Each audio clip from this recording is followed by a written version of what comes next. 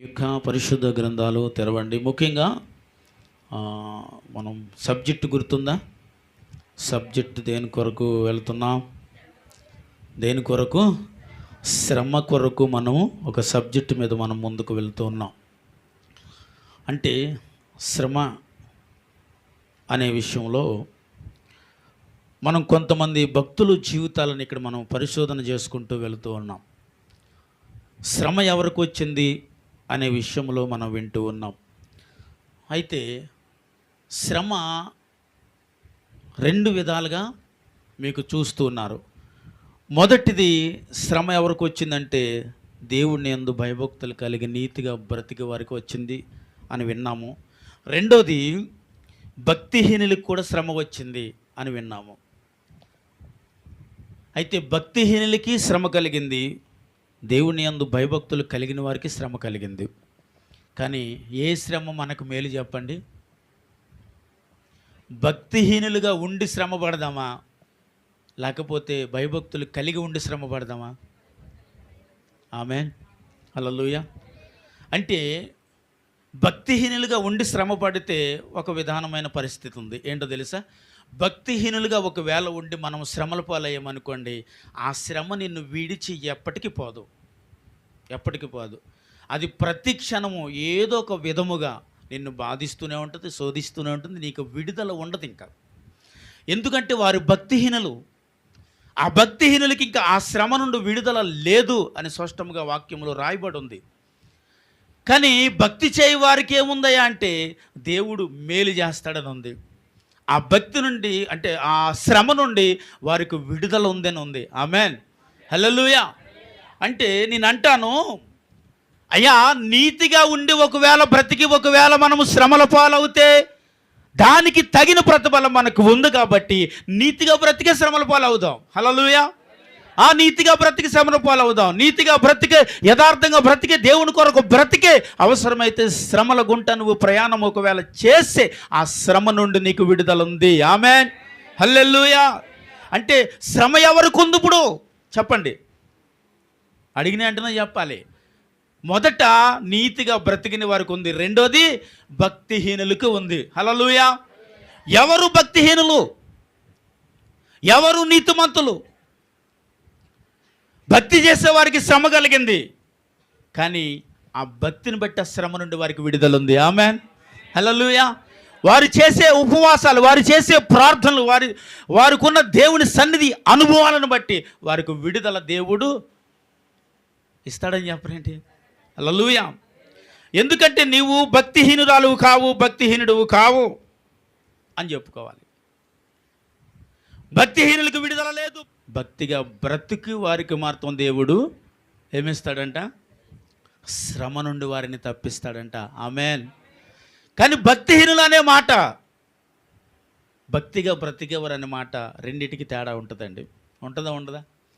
భక్తిహీనుల నోట నుంచి వచ్చే మాట ఒకలా ఉంటుంది, భక్తిగా బ్రతికేవారు నోట నుంచి వచ్చేది మరోలా ఉంటుంది. ఇప్పుడు భక్తిగా బ్రతికిన యోబేమో ఏమన్నాడు? హింసింపబడ్డాడు, శోధింపబడ్డాడు, తర్వాత అన్నాడు నేను సువర్ణంగా మార్చబడతాను అన్నాడు. ఆమేన్, హల్లెలూయా. అన్నాడా లేదా అండి? సువర్ణముగా నేను మార్చబడతాను, శోధింపబడుతున్న నేను దేవుని చేత మార్చబడతాను. ఆమేన్ చెప్పాలి. మనుష్యుల చేత కాదు. ఎవరి చేత? ఒక వ్యక్తి మళ్ళా సువర్ణముగా మార్చబడాలి అంటే అది దేవునికి మాత్రమే సాధ్యమండి. ఆమేన్, హల్లెలూయా. అంటే ఈ భక్తిలోను భక్తిహీనతలో ఉంది. ఏంటో తెలుసా? విశ్వాసం అనేది ఉంది. ఏముంది? విశ్వాసం అనేది ఉంది. విశ్వాసం ఎవరికి ఉంటుంది? ఏమండి? భక్తిహీనులకు ఉండదు, భక్తిగా బ్రతికి వారికి ఉంటుంది. ఆమేన్ చెప్పాలి.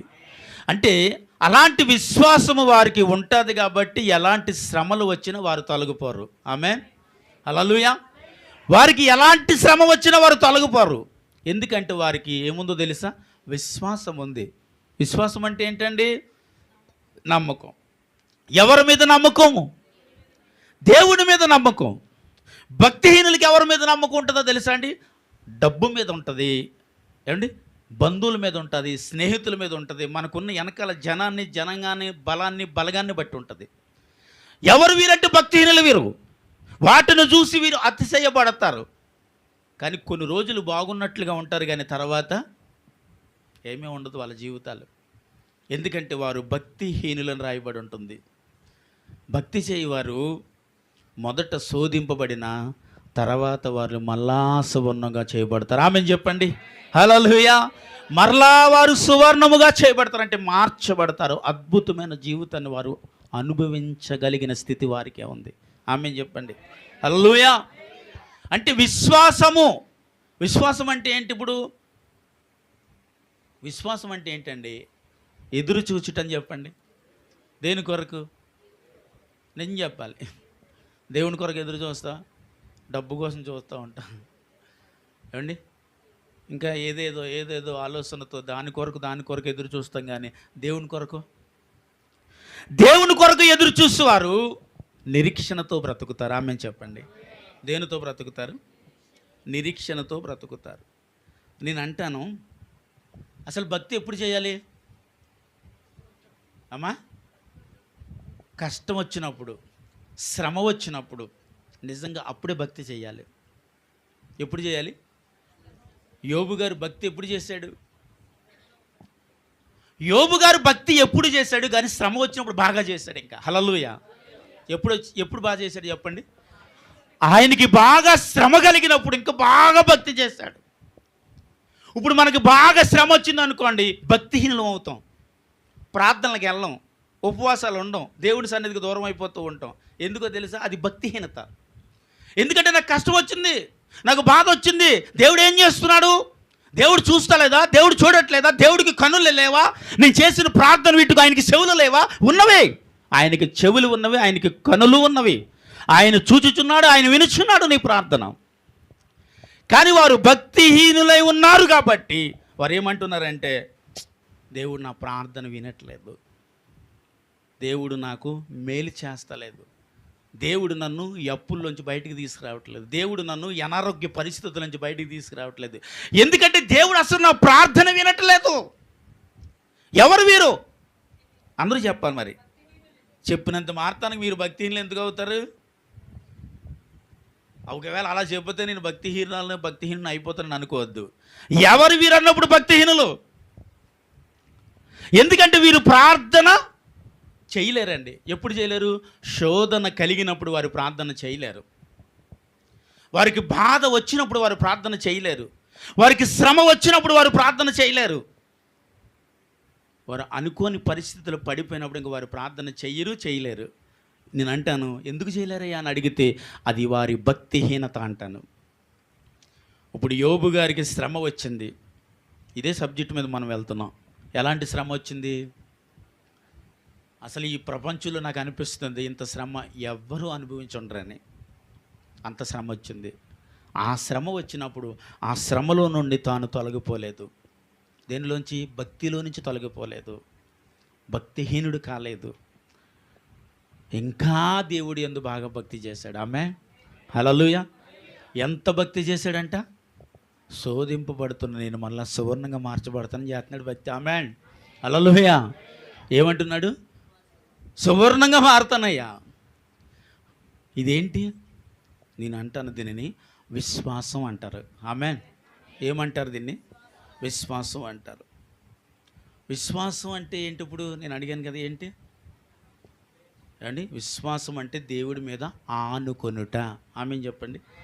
ఏంటి చెప్పాలి? దేవుడి మీద ఆనుకొనుట. దేవుడి మీద ఆనుకునేవారు ఎలా ఉంటారో తెలుసా అండి? ఎలాంటి శ్రమ నీ జీవితంలో ఎదురవుతున్నా, ఎలాంటి పరిస్థితి నీ జీవితంలో ఎదురవుతున్నా సరే నిలవబడగలగాలి విశ్వాసములో. Amen hallelujah. చెప్పండి, నిలవబడగలగాలి. నిలవబడాలి అంటే ముందు మనకి ఏం కావాలి? గట్టిగా చెప్పాలి, విశ్వాసము కావాలి. ఒక వాక్యాన్ని చదివించి మిమ్మల్ని ముందుకు నడిపించాలని ఆశపడుతున్నాను. రెండవ రాజుల గ్రంథము 6వ అధ్యాయము 24వ వచనాన్ని ఒకసారి చదవండి.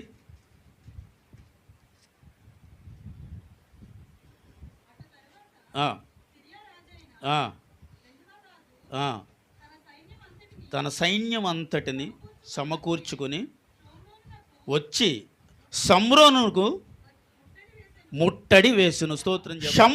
షమ్రోనుకు ఏం చేశాడంటే ముట్టడి వేశాడు ఒకడు.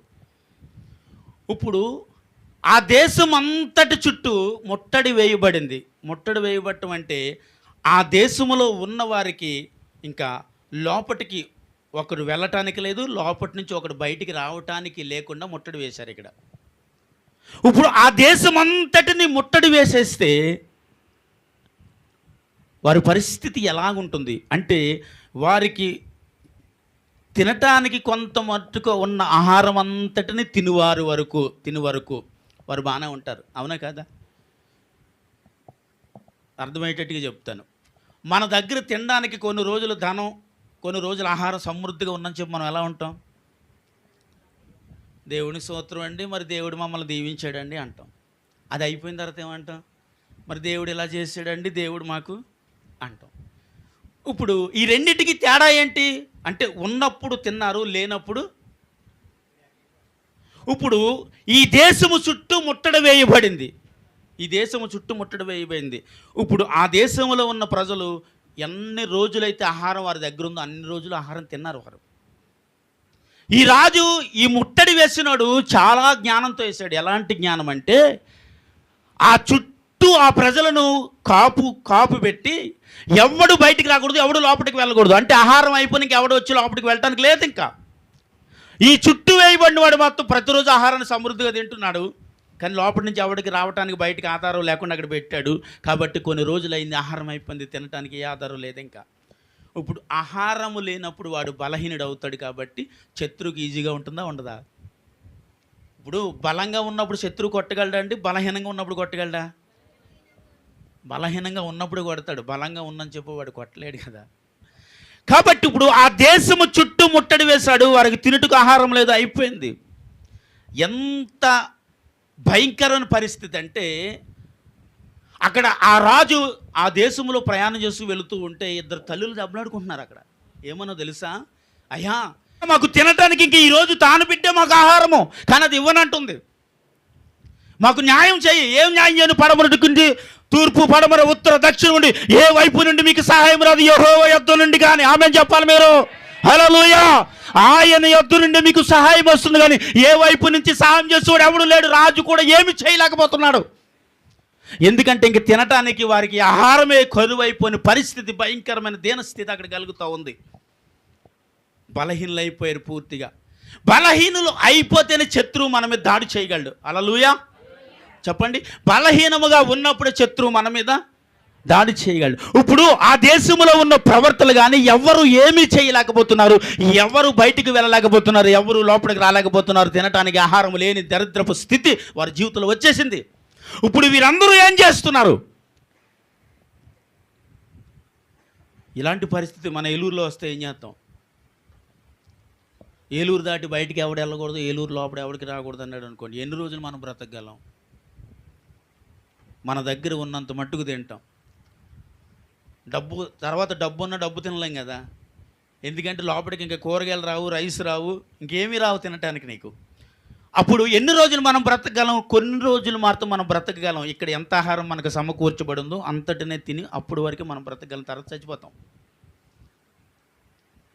ఇప్పుడు అదే పరిస్థితి ఇక్కడ ఉన్న ఈ ప్రజలకు వచ్చింది. ఇప్పుడు ఇంకా ఎవడు లోపలికి వెళ్ళట్లేదు, లోపలి నుంచి ఎవరు బయటికి రావట్లేదు ఆహారాన్ని తీసుకెళ్ళడానికి కూడా.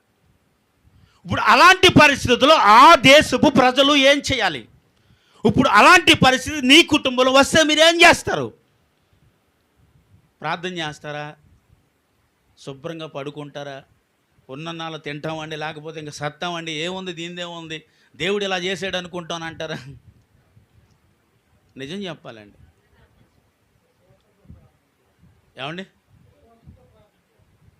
నిజం చెప్పాలి. మరి నిజంగా ప్రార్థన చేస్తారా? నాకు అనిపిస్తుంది ఇంకెందుకండి, ఇంకెవడు లోపలికి రావట్లేదు, బయట నుంచి ఎవడో లోపలికి రావట్లేదు, లోపలి నుంచి బయటికి వెళ్ళడానికి లేదు, ఇంక మనకు ఆహారం అంటూ ఏది ఉండదు, కాబట్టి ఇంకా బ్రతికి మనం ఏం చేస్తాం?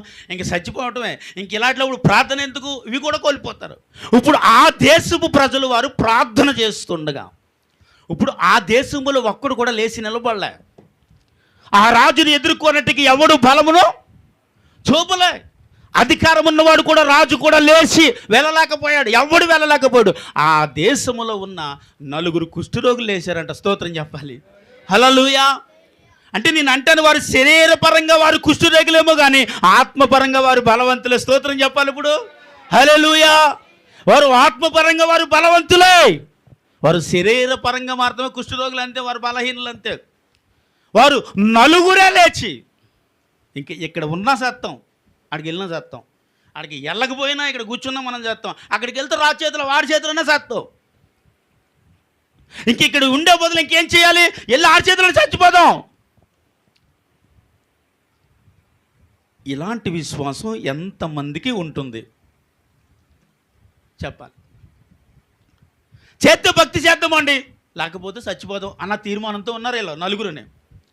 మీ తీర్మానం ఏంటి? ఇలాంటి సమస్య మీకు వస్తాయి, ఇలాంటి పేదరికమో, అనారోగ్య పరిస్థితితో, ఆర్థిక పరిస్థితితో, కుటుంబ సమస్య ఏదో నీ జీవితంలో ఉంటే ఇప్పుడు నీ పరిస్థితి ఏంటని అడుగుతా ఉన్నాను. ఎలాంటి విశ్వాసముతో, ఎలాంటి ధైర్యముతో లేచి మీరు నిలవబడగలరని అడుగుతా ఉన్నాను. లేచి నిలవబడటానికి ముందు ఏం కావాలని అడుగుతున్నాను? విశ్వాసం కావాలి. రాజులో కూడా లేని విశ్వాసం ఇక్కడ 4 కుష్ఠరోగులు వాళ్ళకు వాళ్ళే మాట్లాడేసుకుని అవసరమైతే అక్కడే చచ్చిపోదాం అనే ఒక తీర్మానంతో లేస్తూ ఉన్నారు. ఇలాంటి పరిస్థితి ఒకవేళ నీ జీవితంలో ఎదురవుతే నువ్వు చేయాల్సిన పని ఏంటి? ఏం చేస్తే ఈ పరిస్థితి నుంచి వీరికి విడుదల కలుగుతుంది? ఏం చేస్తే దేవుడు మనకు విడుదల ఇస్తాడు? ఏం చేస్తే ఈ సమస్య నుంచి మనల్ని బయటికి తీసుకొస్తాడు? ఏం చేస్తే దేవుడు మనల్ని ఆర్థికంగా దీవిస్తాడు, ఆరోగ్యపరంగా దీవిస్తాడు? అసలు ఏం చేస్తే నీ ఆలోచన అంతమందికి ఉంది, కానీ లేచిన వారు ఎంతమంది? ఎవరు వేరు? అంతేగాని నేనని చెప్పుకోరు మీరు. కుష్ఠరోగి లేచాడు అక్కడ, ఓకే, వాడు లేచాడు. కానీ మనము ఇదేంటంటే నేను బాగానే ఉన్నానని అంటున్నారా? పోనీ కొంతమందికి ఆర్థిక పరిస్థితి ఉంటుందండి, కొంతమంది అనారోగ్య పరిస్థితి ఉంటుందండి, కొంతమందికి కుటుంబ సమస్య ఉంటుందండి, కొంతమందికి బిడ్డల సమస్య ఉంటుంది, కొంతమందికి భర్త సమస్య ఉంటుంది, కొంతమందికి భార్య సమస్య ఉంటుంది, కొంతమందికి అత్తమామల సమస్య ఉంటుంది. ప్రతి మనిషికి ఏదో ఒక సమస్య ఉంది. ఈ సమస్య ఉన్న ఒక వ్యక్తి చేయాల్సిన పని ఏంటి? ఇప్పుడు కుష్ఠరోగి లేచి నిలబడ్డాడు ఇక్కడ. మనం ఏం చేస్తున్నాం అని అడుగుతున్నాం. ఇలాంటి పరిస్థితి నీ జీవితానికి వస్తే ఏం చేస్తాం మనం? ఇంక ఈ సమస్య నన్ను విడిచిపోదు అంటాం. ఈ సమస్యకి ఇంకా పరిష్కారం లేదు పాస్టర్ గారు, ఈ సమస్యకి ఇంకా పరిష్కారం చూపువారు లేరు పాస్టర్ గారు. కానీ ఈ సమస్యకు పరిష్కారం ఎవరు చూపుతారు? ఇప్పుడు పాస్టర్ గారు చూపించడు, ఎవరు చూపిస్తారండి? ఎవరు? దేవుడు అంటే ఎవరండి? నా యేసుక్రీస్తు ప్రభు చూపిస్తాడని చెప్పండి. హల్లెలూయా. ఎవరు సమస్యకి? నా సమస్యకు పరిష్కారము. ఎందుకంటే దేవుని కాపుదల మీకున్నది కనుక. ఆమెన్ చెప్పాలి. హల్లెలూయా. దేవుడు కాపుదల మీ దేశానికి ఉన్నది, అంటే నీ కుటుంబానికి ఉంది. హల్లెలూయా. నీ కుటుంబంలో నీవు లేవాలి. ఏ విషయంలో లేవాలి? ప్రార్థన విషయంలో లేవాలి. ఆమేన్. ఉపవాస విషయంలో లేవాలి. ఆమేన్. దేవుని సన్నిధిలో వాడబడే విషయంలో లేవాలి. ఆమేన్. దేవుని కొరకు బ్రతుకు విషయంలో లేవాలి. ఆమేన్ చెప్పండి. హల్లెలూయా. ఒకవేళ అలాగ నువ్వు కట్టబడగలిగితే ఈ సమస్య నుంచి దేవుడు నిన్ను బయటికి తీసుకొస్తాడు. ఇప్పుడు ఆమేన్ చెప్పండి. హల్లెలూయా. ఎందుకంటే దేవుడు నీకు కాపు కాయిచున్నాడని వింటున్నాం మనం. ఏం చేస్తున్నాడు? ఎలా కాస్తున్నాడు? ప్రతి నిమిషము కాస్తున్నాడు. చూడండి, యెషయా గ్రంథము 27:3 అమ్మ. యెషయా గ్రంథము 27:3. యెహోవాను నేను దానిని కాపు చేయుచున్నాను, ప్రతి నిమిషమున నేను దానికి నీరు కట్టుచున్నాను, ఎవడును దాని మీదకి రాకుండానట్లు దివారాత్రము దాన్ని కాపాడుచున్నాను. చప్పట్లు కొడదామా? హల్లెలూయా. ఎవడును దాని మీదకి రాకుండా ఏం చేస్తున్నాడు? కాపు కాయిచున్నాడు. దేని మీదకి? నీ కుటుంబం మీదకి, నీ మీదకి, నీ ఇంటి మీదకి, నీ భర్త మీదకి, నీ పిల్లల మీదకి, నీ కుటుంబం మీదకి శత్రువు పని చేయకుండా, వాడు అధికారం చూపించకూడనట్లుగా నీ కుటుంబానికి దేవుడే కాపుదల ఇస్తున్నాడు అంటే ఆమెను చెప్పాలి. హల్లెలూయా. ఏమంటే దేవుని కాపుదల ఒకవేళ లేకపోతే ఈ సమయంలో మనం ఇక్కడ కూర్చుని ఉండము. దేవుని కాపుదల నీకుంది, నీ కుటుంబానికి ఉంది. దేవుడు భద్రతలో నీవు ఉన్నావు. కానీ ఎందుకు ఈ పరిస్థితి నుంచి ఒక్కొక్కసారి మనకు విడుదల ప్రకటించబడదంటే మనము లేచి నిలవబడమండి. ఏం చేయం? లేచి నిలవబడటం అంటే ఏంటి? ఏ విషయంలో లేచి నిలవబడాలి? దేవునితో చేసే సహవాస విషయంలో లేచి నిలవబడాలి. అడ్డమైన సహవాసాలు చేస్తాం దాని తప్ప. అడ్డమైన సహవాసాలకి దగ్గరగా ఉంటాం, దేవుని సహవాసానికి తప్ప. అడ్డమైన సహవాసాలతో తిరిగే వారికి దేవుని కాపుదల ఏమి ఉండదు. వారినే దేవుడు అంటున్నాడు, వారు భక్తిహీనత వారు, వారికి వచ్చిన శ్రమ ఎన్నటికీ తొలగిపోదు. వారేమనుకుంటారు అంటే దేవుడు మమ్మల్ని ఏం చేస్తున్నాడండి. చూడండి కీర్తన 10:11 చదవండి. కీర్తన 10:11. దేవుడు ఏం చేశాడు? అందరూ చెప్పరేంటి? దేవుడు మరచిపోయిను. ఇంక వినట్లేదు. ఏం వినట్లేదు? నేను చేసే ప్రార్థన వినట్లేదండి. నా ఉపవాసం దేవుడు చూడట్లేదండి. ఎందుకంటే దేవుడు ఏం చేశాడు? నన్ను మరొకసారి చెప్పాలి. దేవుడు ఏం చేశాడు? ఎవరిని? నన్నని చెప్పండి. చూడండి, నన్నని చెప్పండి అంటే నన్ను మర్చిపోతే నువ్వు ఇక్కడ ఉంటావా? ఎంతమంది అన్నారు? దేవుడా క్షమించాను అడగండి. హల్లెలూయా. దేవుడు మిమ్మల్ని మరచిపోలేదండి. కీర్తన 115 తీద్దాం. కీర్తన 115:11. యెహోవాయందు భయము లేని వారులారా. అవునా? చదవండి.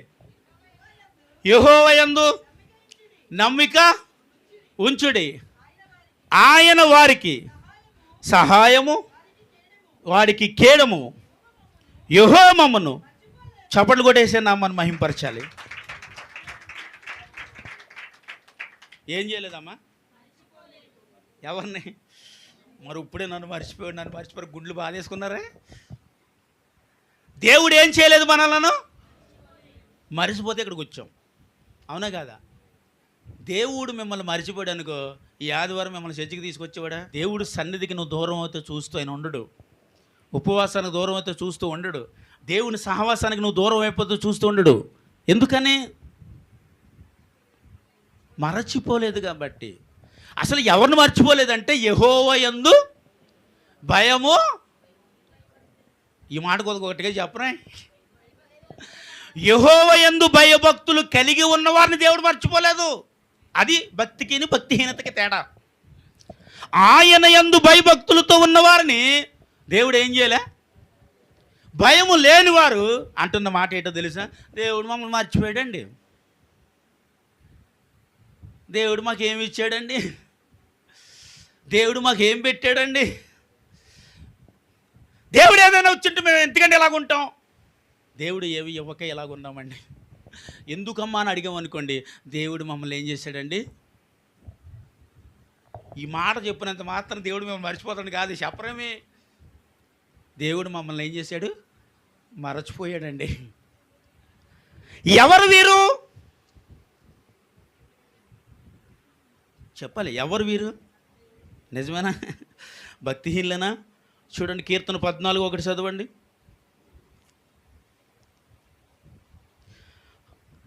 భక్తిహీనులంటే వారు బుద్ధిహీనులని అర్థం. అమ్మ దేవుడు లేడని బుద్ధిహీనులు తమ హృదయములో ఎవరు వెళ్ళాం? దేవుడు లేడండి, దేవుడు ఏమి ఇచ్చాడండి అని అన్నారు అంటే దేవుడు వీళ్ళని ఏమన్నా తెలిసే చాలా కఠినంగా ఉంది కదా వినడానికి.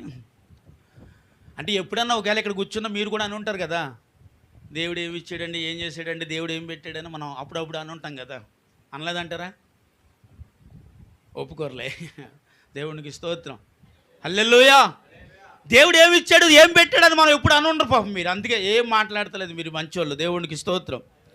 అయితే ఒకవేళ అలాగ అనువారి కోసం దేవుడు అంటున్న మాట ఏంటంటే, వారు హృదయములో అనుకున్న వారు వీరు ఎవరంటే వీరు బుద్ధిహీనులు. ఇలాంటి మాట చెప్పడానికి కొంత బాధాకరంగా ఉన్నప్పటికీ మనం వినాలి. ఎందుకంటే వినటానికి ఇది బాధ ఎవరికి అనిపిస్తుంది? వారు హృదయంలో అనుకున్న వారికి అనిపిస్తుంది అండి. మనకి ఎందుకు స్తోత్రం చెప్పాలి. హల్లెలూయా. ఎవరైతే అనుకుంటారో వాళ్ళకి అనిపిస్తుంది, నువ్వు అనుకోలేదుగా. ఒకవేళ మనం అనుకున్నాము అంటే హృదయములో అనుకుంటారు. ఎక్కడ అనుకుంటారు వీరు? మనం బయటకు కూడా అనేస్తూ ఉంటాం అప్పుడప్పుడు, కానీ వీళ్ళు బయటకు అనలేదు. ఎక్కడ అనుకున్నారు వీరు? ఆదాము రాజు గారు ఎక్కడ అనుకున్నారు వీరు? చెప్పండి సార్, పర్వాలేదు. హృదయములో అనుకున్నారు. హల్లెలూయా. వీరు హృదయములో అనుకున్నారు, బయటికి అనలేదు. మనం బయటికి ఎన్నోసార్లు అనే ఉంటాం కదా.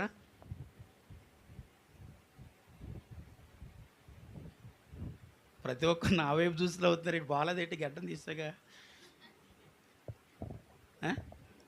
మొన్నదాకా ఎలాంటి టైప్లో ఉన్నానా?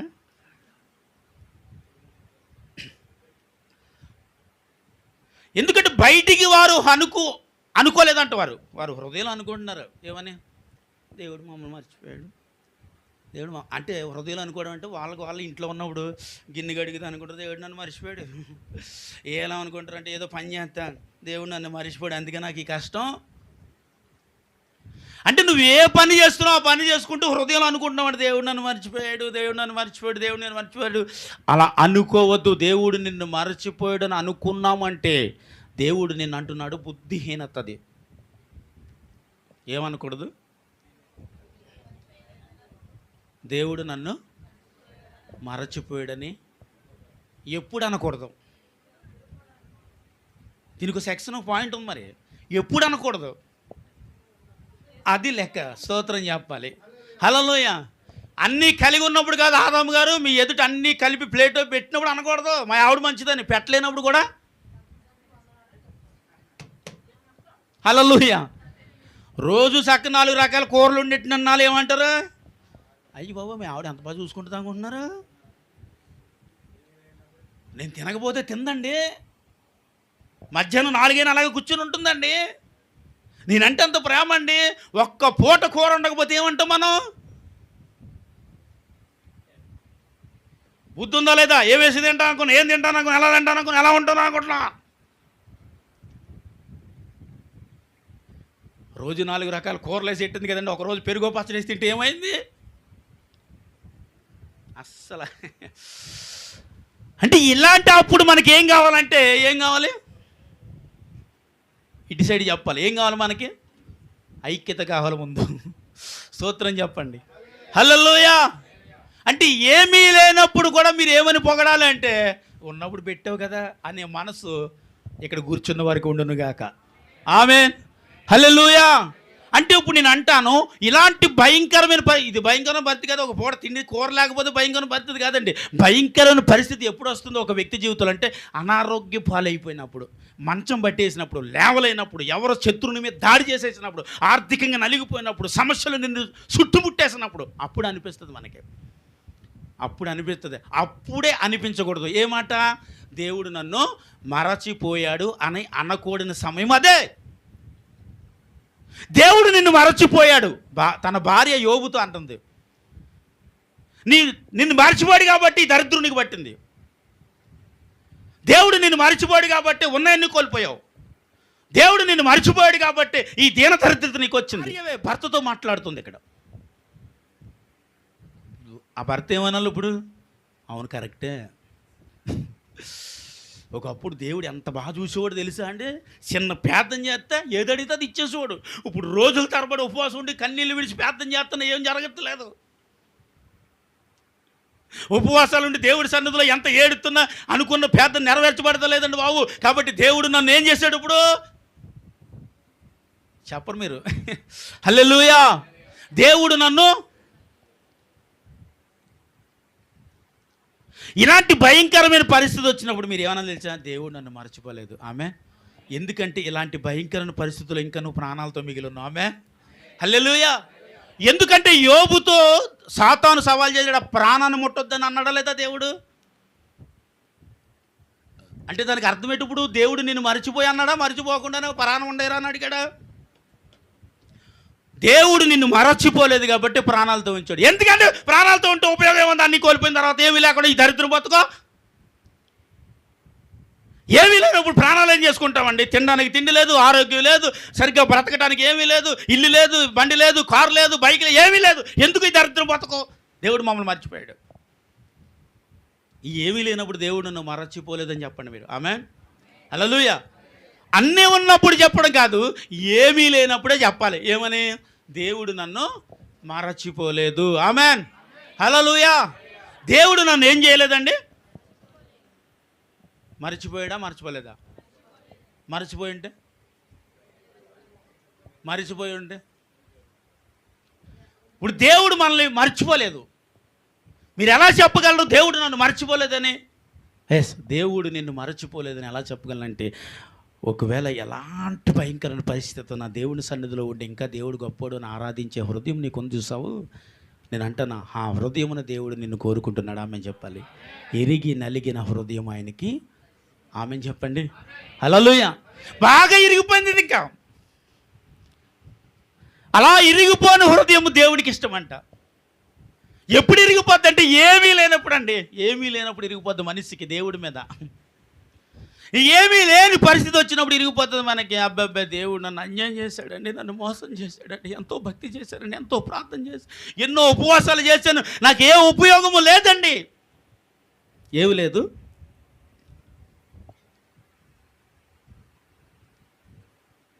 అనిపించేటప్పుడు దేవుని సహాయం వస్తుందా రాదా? రాదు. దేవుడు నన్ను మర్చిపోడు అంటే ఎలా వస్తుంది? దేవుడు నన్ను మరచిపోలేదు. ఆమేన్, హల్లెలూయా. ఎందుకంటే దేవుడిని నీ నోట నుండి ఏం చేయలేదయ్యా అంటే దూషించట్లేదు. ఏ పరిస్థితుల్లో దూషించట్లేదు అని అడుగుతున్నాను ఇప్పుడు నేను. శ్రమ నీ మీద ఉన్నప్పుడా, పేదరికం నీలో ఉన్నప్పుడా, భయంకరమైన పరిస్థితి నువ్వు ఎదుర్కొనేటప్పుడు అని అడుగుతున్నాను. ఎస్, అలాంటి సమయంలోనే దేవుడు నన్ను మర్చిపోలేదు అనే వ్యక్తిగా బ్రతకాలి. ఆమేన్, హల్లెలూయా. ఒకవేళ నన్ను మరచిపోయాడు అని ఒకవేళ నువ్వు అంటే, దేవుడు ఒకవేళ నిన్ను మరచిపోతే ఇంక నీకు ఎన్నటికీ దేవుని సహాయం అందదు. ఎందుకంటే నీతిమంతునికి సహాయం అందిందిగా, భక్తిగా బ్రతికిన వారికి సహాయం అందిందిగా. ఎవరికి సహాయం అందట్లేదంటే భక్తిహీనులకి అంటున్నాడు అంతే దేవుడు. వారు హృదయంలో అనుకుంటారు దేవుడు నన్ను మర్చిపోయాడు అని ఇక్కడ రాయబడుతుంది. ఎవరి హృదయంలో వారు హృదయంలో ఆలోచించడానికి కారణం ఏంటండి? అసలు ఒక వ్యక్తి హృదయముతో దేవుడు నన్ను మర్చిపోయాడని ఎప్పుడు ఆలోచిస్తాడు? రోమాపత్రిక రోమాపత్రిక 8:7 ఒకసారి చదవండి.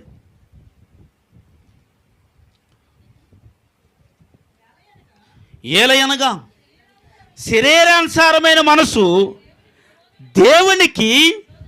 దేవునికి విరోధమై ఉన్నది. స్తోత్రం చెప్పాలి. ఇదేం మనసు? ఇది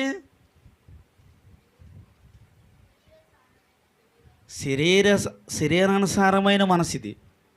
ఇది శరీరానుసారమైన మనసు ఏమంటో తెలుసా? దేవుడు నన్ను మర్చిపోయాడండి అంటుందంట. ఇది దేవుడికి విరోధముగా పనిచేస్తుందంట. దేవుడికి ఒక వ్యక్తి ఎప్పుడు విరోధంగా ఉంటారంటే, వారు ఆత్మానుసారమైన పరిస్థితి నుండి జారి శరీరానుసారమైన మనిషిగా మారిపోయినప్పుడే అంటారు, దేవుడు నన్ను మర్చిపోయాడండి, దేవుడు నాకు సహాయం చేయట్లేదండి, దేవుడు నన్ను దీవించట్లేదండి, దేవుడు నాకు ఏమి ఇవ్వట్లేదండి.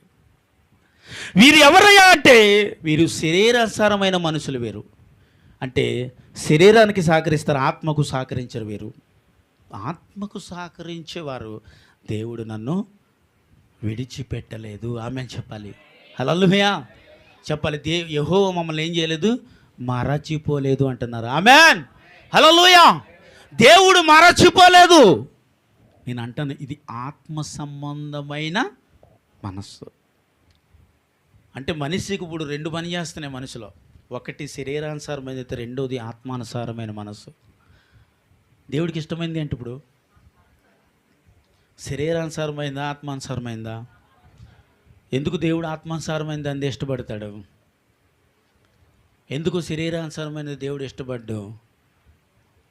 ఎందుకు శరీరానుసారమైన దేవుడు ఇష్టపడ్డంటే శరీరానుసారమైన మనసు దేవునికి ఎలా ఉంది?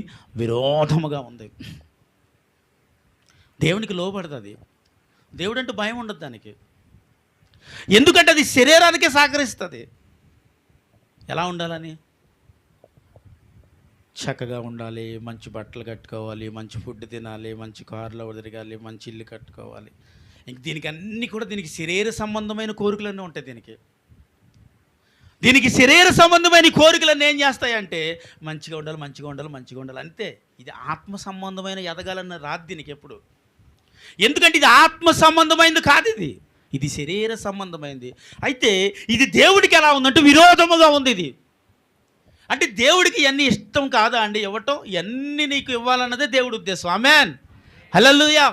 కానీ నేను అంటాను, శరీర సంబంధమైన వ్యక్తిగా బ్రతుకుట కాదు, కానీ ఆత్మానుసారమైన వ్యక్తిగా నువ్వు బ్రతికితే ఇవన్నీ తెచ్చి నీ పాదాల దగ్గర పోసేస్తాను నా దేవుడు. ఆమెన్ చెప్పి చప్పట్లు కొట్టేసేనా మనం అయిపరచాలి ఇప్పుడు. హల్లెలూయా. ఇవన్నీ తెచ్చి నీ పాదాల దగ్గర పెడతాడు. ఎప్పుడో తెలుసా? ఆత్మ సంబంధమైన వ్యక్తిగా యెహోవా మమ్మల్ని మరచిపోలేదు. ఆమేన్, హల్లెలూయా. అంటే ఇలాంటి వ్యక్తిగా నువ్వు బ్రతికినప్పుడు, ఆమేన్, హల్లెలూయా. ఎందుకంటే యోబు తన జీవితంలో ఇలాంటి పరిస్థితి ఎదురైనప్పుడు, అయ్యా దేవుడి చేత నేనేం చేయబడుతాను? పరీక్షింపబడుతున్నాను. ఏం చేస్తున్నాను? పరీక్షింపబడుతున్నాను. ప్రతి వ్యక్తి దేవుడి చేత పరీక్షింపబడతారు. పరీక్షింపబడతారా? పరీక్షింపబడరా? పరీక్షింపబడతారండి. ఎవరి చేత? దేవుడి చేత ప్రతి వ్యక్తి పరీక్షింపబడతారు. ఆ పరీక్షలో నగ్గిన వారిని దేవుడు ఆత్మ సంబంధమైన వ్యక్తిగా నిలబెట్టి వాడుకుంటాడు. స్తోత్రం చెప్పాలి. హల్లెలూయా, హల్లెలూయా. అందులో గెలిచిన వ్యక్తికే ఇస్తాడు ఇది. ఓడిపోయిన వ్యక్తి ఏం చేస్తాడు? ఇంకా శరీరానుసారమైన వ్యక్తిగా బ్రతుకుతాడు, కానీ ఆత్మానుసారమైన వ్యక్తిగా బ్రతకలేరు. ఇంకా వాళ్ళ వల్ల అవ్వదు ఇంకా. ఎందుకంటే దేవునికి అది విరోధముగా ఉంటుంది. దేవుడు ఏమి ఇచ్చాడు, ఏం పెట్టాడు, ఏం చేశాడు అన్న మాటే ఆ వ్యక్తిలో పని చేస్తుంది. కాబట్టి దేవుడు వారికి ఏ విధమైన సహాయం వారి యొద్దకు ఆత్మ సంబంధమైన బండవారిని వెంబడించి ఎడారి ప్రయాణములో ప్రతి సమయంలో ఎక్కడ అడిగితే అక్కడ నీళ్ళనిచ్చేటట్టుగా దేవుడు వారికి ఏమి ఇచ్చాడు? నీరుని ఇచ్చాడా లేదా అండి? బండ ద్వారా. అది ఎక్కడ ఇచ్చాడంటే ఎడారిలో ఇచ్చాడు. ఎడారిలో ఏముంటుంది? కనీసం ఒక చెట్టు కూడా ఉండదు, కూర్చోడానికి నీడ కూడా ఉండదు. అలాంటి ప్రదేశంలో వారు దాహం వేసిన ప్రతిసారి త్రాగటానికి నీరుని బండని వారు కూడా పంపించాడంట. చప్పట్లు కొడదామా? హల్లెలూయా. బండని వారు కూడా పంపిస్తూ ఎప్పుడు నీళ్ళు కావాలంటే అప్పుడు వాటర్ ట్యాంక్ కూడా ఉన్నట్లు ఉండేదంట వాళ్ళకి. ఇప్పుడు 40 సంవత్సరములు వారి ప్రయాణములో ఎండ వచ్చే ప్రతిసారి వారికి మేఘస్తంభమే అసలు ఎండే తగలకుండానట్లుగా వారిని నడిపించాడంట. ఆమేన్, హల్లెలూయా. అయ్యా వారికి అలాంటి పరిస్థితి ఎప్పుడు కలిగిందంటే వారు ఆత్మ సంబంధమైన వ్యక్తులుగా ఉన్నప్పుడు. శరీర సంబంధమైన వ్యక్తులుగా మారిపోతూ ఉండేవారు అప్పుడప్పుడు. వారు తెలుసా మీకు? శరీర సంబంధమైన వ్యక్తులుగా మారిపోయేవారు. అప్పుడే వాళ్ళ నోటి నుంచి వచ్చే మాట, ఊరుకోండి సార్, దేవుడు ఏం పెట్టాడు, ఊరుకోండి, ఏమి ఇచ్చాడు దేవుడు, ఇప్పుడు మాకు అన్నం కావాలి, ఆకలేస్తుంది, ఇమ్మనండి, ఇప్పుడు నీళ్ళు కావాలి తాగటానికి, ఇమ్మనండి. అప్పటికప్పుడే వారు శరీర సంబంధమైన వ్యక్తులుగా మారిపోయారు. అప్పుడు దేవునికి వారి మీద కోపం వచ్చేది. అందుకే దేవుడు బుద్ధిహీనం తమ హృదయములో అనుకుంటారు, ఏలయనగా వారు శరీరాంశమైన మనసు దేవునికి విరుద్ధమై ఉన్నది. ఆమేన్, హల్లెలూయా. అంటే వారికి శరీర సంబంధమైన మనసు దేవునికి విరోధంగా ఉండటం కారణం ఏంటంటే, ఏం పెట్టాడు దేవుడు అన్న ప్రతిసారి దేవునికి వారు వ్యతిరేకంగా మారేవారు. కాబట్టి దేవుడు పాపం వారి పట్ల వారిని చూసి వారి మీద ఏమొచ్చేది? కోపం వచ్చేది దేవుడికి. దేవుడికి విధేయత కాని వారిని దేవుడు కోపగిస్తున్నాడు. ఇక్కడ విధేయతగా బ్రతికి వారి పట్ల ఆయన కరుణ చూపించేవాడుగా ఉన్నాడు. చప్పట్లు కొడదామా? హల్లెలూయా. ఆయనకు విధేయత కలిగిన వ్యక్తి పట్ల ఏమో దేవుని కాపుదల, విధేయత లేని వారికి దేవుడు కోపం. సర్వనాశనం అయిపోతూ ఉండేవారు ఆ ఎడారులను. పాపం పిట్ల రాలినట్టు రాలిపోతూ ఉండేవారు. వెంటనే మోషే ప్రార్థన చేసి ఏడుస్తూ ఉంటే శరీర సంబంధమైన వ్యక్తులు ఆత్మ సంబంధమైన వ్యక్తులుగా మారేవారు. స్తోత్రం చెప్పాలి. హల్లెలూయా. దానికి అర్థం ఏంటంటే మోసే గారి దగ్గర పరిగెత్తుకు వచ్చి, బాబోయ్ మేము తప్పు చేస్తామండి, దేవునికి మీకు విరోధమైన పాపం చేస్తాము అన్న ప్రతి క్షణము వారు ఆత్మ సంబంధమైన వ్యక్తులుగా మారేవారు. ఆమేన్, హల్లెలూయా. వారు ఆత్మ సంబంధమైన వ్యక్తులుగా మారేవారు కాబట్టి వెంటనే దేవుడు వారిని మరలా ఏం చేసేవాడు, మేఘస్తంభం తెచ్చేసేవాడు. మళ్ళీ ఎండ తగలనిచ్చేవారు కాదు వాళ్ళకి, మళ్ళీ అగ్నిస్తంభం వచ్చేసేది, చీకటి ఉండేది కాదు వాళ్ళకి. ఆకలి వేస్తే అన్నం పెట్టేవారు, దాహం వేస్తే నీటిని ఇచ్చేవారు. ఇవన్నీ ఎప్పుడు దేవుడు చేస్తున్నాడంటే వారు ఆత్మ సంబంధమైన వ్యక్తులుగా పనిచేసే సమయంలో. ఆమెను చెప్పాలి. హల్లెలూయా. ఎప్పుడు చెప్పండి, శరీర సంబంధమైన వ్యక్తులుగా ఉన్నంతసేపు వారికి దేవుని ఆశ్రయముగా ఉన్నాడా? వారి మీద లేకపోయినా మళ్ళీ తిరిగి వారి మీద దేవుని కోపము రగులుకునేదంట. ఆత్మ సంబంధమైన వ్యక్తికి దేవుని కాపుదల ఉంది. ఇక్కడ కోపం ఉంది, అక్కడ కాపుదల ఉంది. రెండింటికి ఎంత తేడా చూసారా? కోపం నశింపజేస్తుంది, చెప్పండి. కాపుదల ఒక మనిషిని కృపలోనికి నడిపిస్తుంది. ఆమెను చెప్పండి. హల్లెలూయా. ఒక మనిషిని ఎక్కడికి నడిపిస్తుంది? కృపలో తను దేవుడు భద్రపరుచుతాడు. అందుకే ఒక మనిషికి శ్రమ కలిగినప్పుడు, శ్రమలో ఉన్నప్పుడు, బాధలో ఉన్నప్పుడు నువ్వు అనాల్సిన మాట, దేవుడు నన్ను విడిచిపెట్టలేదయ్యా, దేవుడు నన్ను మర్చిపోలేదు. దేవుడు ఒకవేళ నన్ను మర్చిపోయి ఉంటే ఇంకా ఎలా నేను ప్రాణాలతో ఉండేవాడినా? ఏమండి, దేవుడు మర్చిపోయి ఉంటే ప్రాణాలతో ఉండేదన్నా అని అక్కడ ఆ మాటను చదువుతున్నప్పుడు అనిపిస్తూ ఉంటుంది. దేవుని కాపుదలే ఒకవేళ ఆ ప్రజలకు లేకపోతే ఒకేసారి ప్రజలందరూ నశించిపోయి ఉండేవారు. ఆత్మ సంబంధమైన మోషే ఆహారాలు వారి మధ్య ఉన్నారు కాబట్టి ఆమె చెప్పాలి. హల్లెలూయా. అందుకే అవిశ్వాసమైన ఒక ఇంటిలో విశ్వాసం కలిగిన ఒక వ్యక్తి ఉన్నా ఆ కుటుంబం అంతటిని వారు రక్షించుకుంటారు. ఆమె ఇశ్రాయేలు ప్రజలందరూ పాపులుగా మారిపోతున్న సమయంలో మోషే ఆహారాలను కన్నీళ్లు విడిచి ప్రార్థన చేస్తే ఆ శరీర సంబంధమైన వ్యక్తులు ఆత్మ సంబంధమైన వ్యక్తులుగా మారిపోయేవారు. ఆమేన్. హల్లెలూయా. అప్పుడే వాళ్ళు, ప్రభు మేము అవిధేయులు అయ్యాం, తప్పు చేసాం, పొరపాటు చేసాం, దేవుడు పాదాలు పట్టుకున్నవారు. వెంటనే దేవుని సన్నిధి వారికి దిగి వచ్చేది. ఆమేన్. దేవుని సహాయం వారికి వచ్చేది. ఆమేన్. దేవుడు కాపుదల వారికి వచ్చేది. ఆమేన్. శత్రువు నుంచి దేవుడు వారిని విడిపించేవాడు. ఆమేన్ చెప్పాలి. అలా యెహోవా రథము ధ్వని, గుర్రముల ధ్వని, గొప్ప సమూహము ధ్వని సిరియా దండుకు వినబడగా. ఆమేన్ చెప్పాలి. ఇప్పుడు హల్లెలూయా. ఈ కుష్ఠరోగులు లేచి నిలబడి వెళుతూ ఉన్నప్పుడు ఆ సిరియాను రాజులకి ఏం వినబడిందంట? చెప్పండి. గుర్రములు, గొప్ప సైన్యము ధ్వని వారు వింటున్నారు. ఎవరు? ఏ పట్టణానికి ముట్టడి వేశారో ఆ ముట్టడి వేయబడిన శత్రువుకి ఎవరు కనిపిస్తున్నాడండి? చెప్పాలి. దేవుని స్వరము వినిపిస్తుంది, అగ్ని రథముల స్వరం వినిపిస్తుంది, జన సమూహం స్వరము వినిపిస్తూ ఆ సిరియాను దండు వారంతా కూడా ఆ పట్టణాన్ని విడిచి పారిపోయారు. చెప్పలు కూడా వేసేద్దాం, మనం మైపరచుదాం. హల్లెలూయా. హల్లెలూయా. వారు ఎలా పారిపోయారంటే వారు తెచ్చుకున్న ఆహారమును, గుర్రములను దేన్ని మోసుకుపోలేదు, వారికి వారే పారిపోయారు. ఈ నలుగురు కుష్ఠరోగులు వెళ్ళగా చక్కని ఆహారం ఇందాక ఏర్పాటు చేస్తుంది, చక్కగా భోజనం చేసి వాళ్ళకి కావాల్సిన పట్టుకుని వెళ్ళిపోయారంట. స్తోత్రం చెప్పాలి ఇప్పుడు. హల్లెలూయా.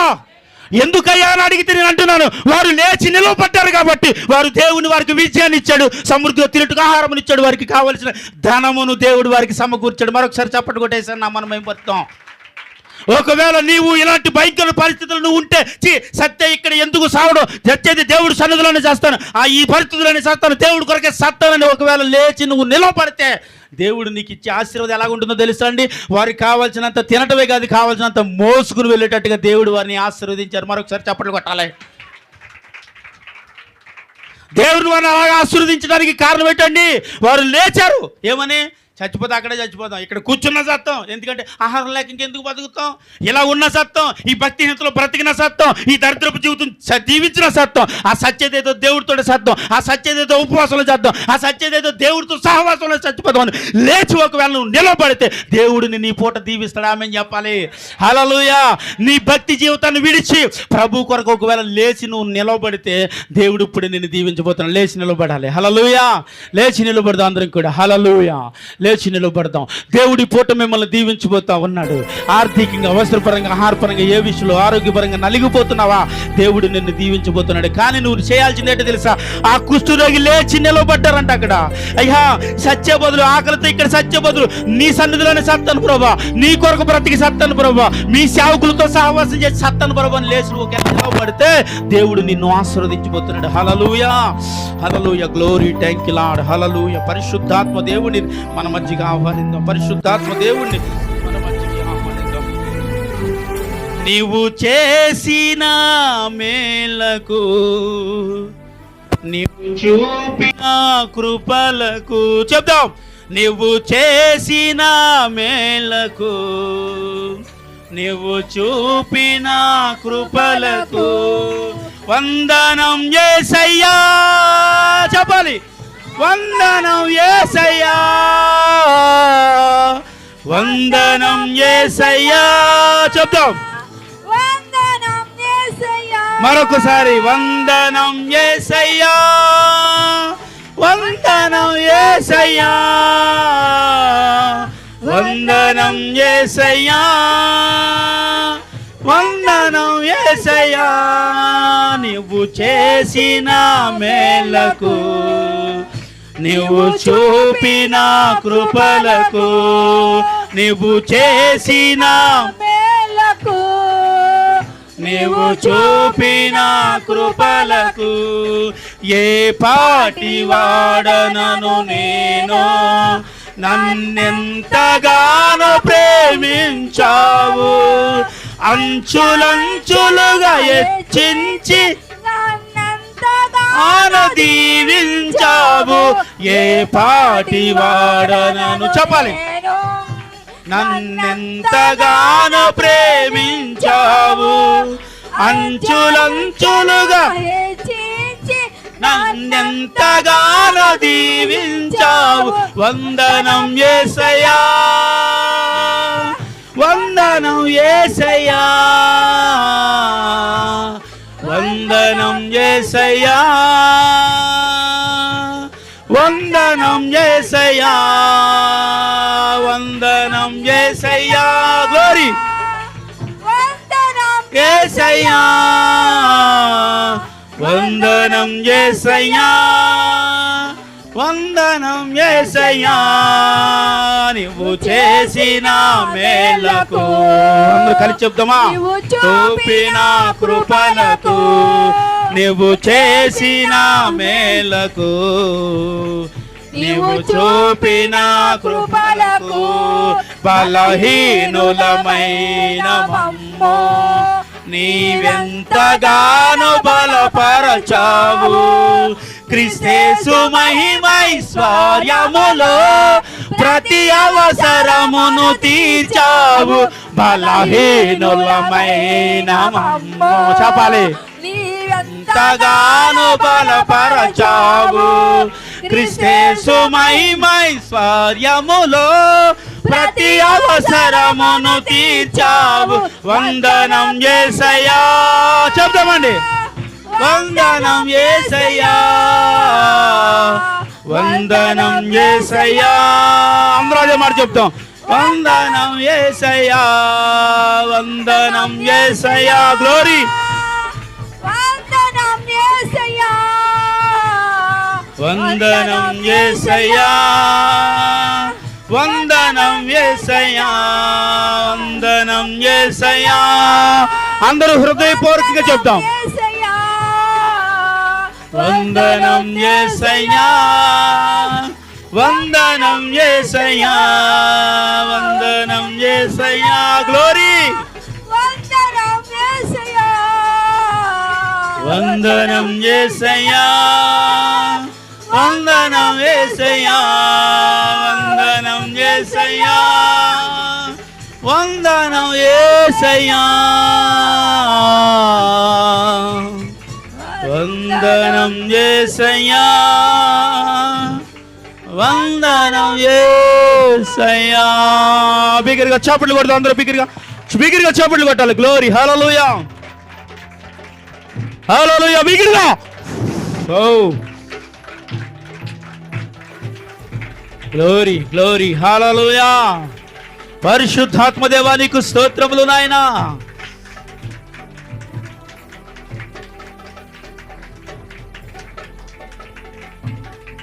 కృపగల దేవా, దయగల దేవా, నా కన్న తండ్రి నీకు వందనాలు, స్తుతులు, స్తోత్రాలు. కృపతో నింపు కనికరించి మేలు చేయమని ప్రార్థన చేస్తూ అయ్యా మమ్మల్ని అందరినీ మీ చేతులకు అప్పగిస్తున్నాను మా కన్న తండ్రి. ఆమేన్.